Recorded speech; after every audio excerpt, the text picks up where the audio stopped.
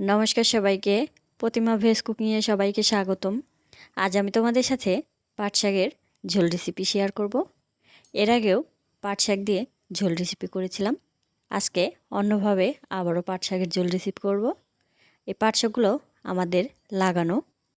পাট শাকগুলো তুলে নিয়েছি, একটা বাটিতে নামিয়ে নিয়েছি।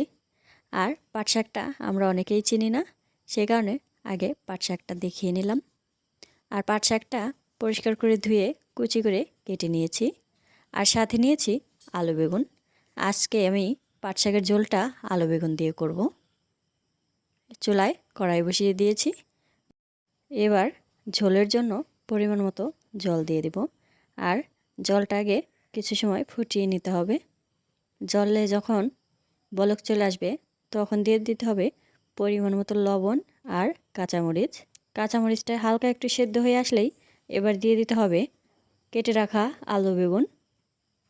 এগুলো এবার কিছু সময় সেদ্ধ করে নেব। আলু বেগুনটা যখন সেদ্ধ হয়ে যাবে তখনই নামিয়ে নিতে হবে। কালারটা একটু সুন্দর আসার জন্য আমি এখানে পরিমাণ মতো একটু হলুদ দিয়ে দিলাম। এই রেসিপিটা কিন্তু শুধু আলু দিয়েও করা যাবে।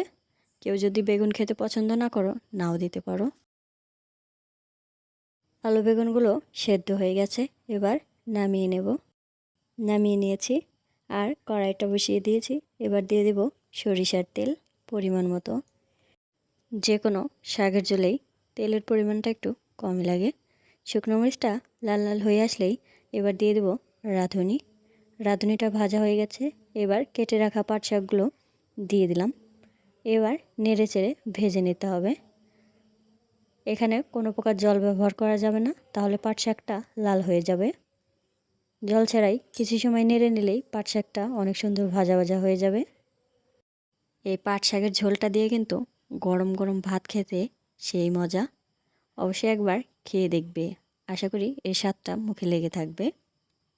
পাট শাকটা ভেজে নেওয়া হয়ে গেছে। এবার আলু বেগুন দিয়ে যে ঝোলটা জাল করে রেখেছি সেটা এবার দিয়ে দিলাম।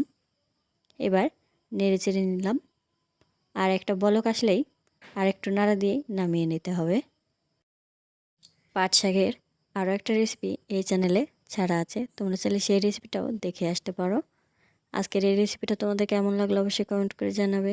সবাই ভালো থাকবে, সুস্থ থাকবে। নমস্কার।